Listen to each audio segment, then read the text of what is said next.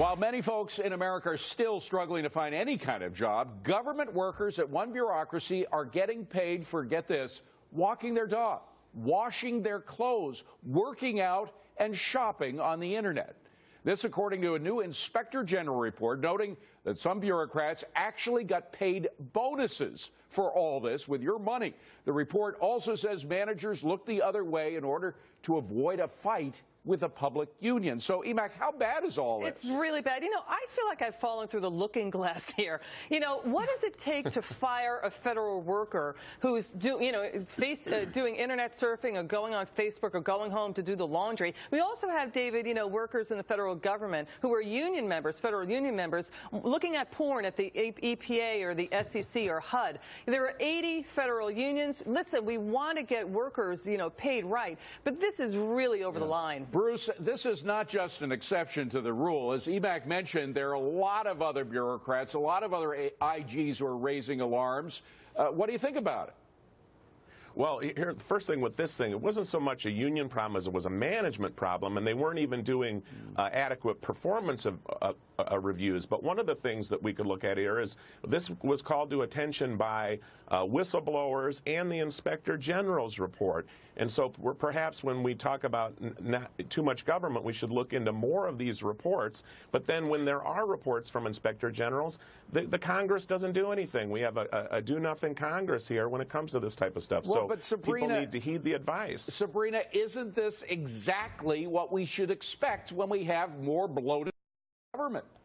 Yeah, absolutely. This is the result of government largesse. It breeds this kind of disrespect and neglect for the American people. But I tell you, look, my husband has his own business. If he had an employee who wasn't producing, as he has had, that employee is gone because every single dollar, every man hour is poured right back into that business. And for the American people who are working so hard to look to Washington to say that we're footing the bill for people who are making close to $100,000. These aren't small dollars. This is morally reprehensible. Mike Hosseini, you were mentioning in the last block how there's a lot of criticism for the president taking executive action. The IGs, the Inspector Generals, these are people who are really needed to watch over these agencies. We had a Fox News report this week that they are actually being stifled. They're not getting the freedom they need to do their work by this administration. Yeah, I saw that. That was a great report. This is to something John Tamny often speaks about, which is government bloat. And when you're funding government, which isn't subject to market competition forces, this is what you get. If you look in the private sector, David, the number of union workers has decreased significantly over the last 4 decades because of global competition. The only way to combat this, I'm afraid, is to shrink the amount of money that we have to put into the government. Well, and Bill, but aren't the unions partially to blame for all this? The Inspector General said so. There's another bad guy. If there are federal employees with too much time on their hands, it's because Congress has chosen to make the federal government big. And so they have time to crack down on bake sales with cupcakes. They can prosecute you for filling in a wet spot in your yard, and they can go after anything that is part of some obscure federal statute. They just prosecuted they went after somebody and confiscated his bagpipe, some poor teenager. But Steve, the point is that I don't blame this. I think you could have 1 million managers, 1 million IGs, and with a government this size, you would still have this kind of problem. Am I crazy? No, you're not. Trying to fire somebody in the federal government is virtually impossible. And in terms of management reviews, you soon learn that if you don't want trouble for yourself, you give them a high rating, or else you're going to have a long, drawn-out dispute, court fights, and everything else. So they hamstring the government, make it big, and it just gets bigger and bigger, as pointed out before by Mike and others. When you don't have to answer to customers each and every day, this is the kind of thing that happens in a bureaucracy. Emac? You know, the patent worker office, this is where the initial story is from, they are in a union. So, and I like how the supervisors were telling these workers, you know what, just, hide that you didn't work and, load it into a section called, official time or something like that. Here's a stat for you. One analysis found the federal government, look at this, fired only 0.5% of its workforce in 2011. That was 5 times fewer the rate in the private sector, David. Bruce, as I mentioned before, this was from the IG's own report that the unions were the ones stopping this thing, stopping any kind of investigation into this stuff. Well, I guess I can say being in Chicago, which is sort of, I think they invented the ghost payroller here.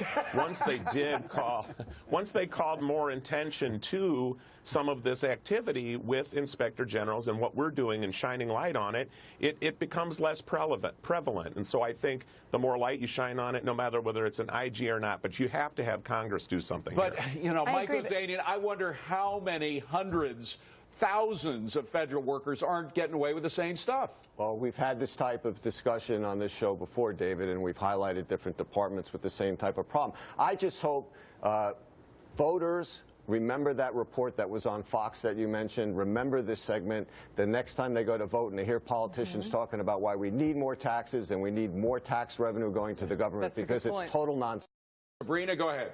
Yeah, no, and it breeds, it's also, you know, driven by politics, right? So I spent some time at the Department of Labor. I was brought in because the employees that they had that we were paying for were simply not adequate. So they brought someone else in to take care of the work that those 2 or 3 other employees currently were not doing. That's what the mob does. It's so convoluted and Yeah. I mean, people need to sort of see how this works. Shrinking the government doesn't necessarily mean the government won't be doing certain things. It means we've got to get rid of all the dead weight. All right. Thanks very much, gang. Coming up, Whoopi whooping it up on the Donald over his comments about U.S. citizens infected with Ebola. That's on Cashing In. But first, right here, the president calling U.S. companies who leave the red, white, and blue for lower taxes deserters, unpatriotic. But could his plan to douse their plans cause jobs to desert? We debate that. You decide. Iraq and the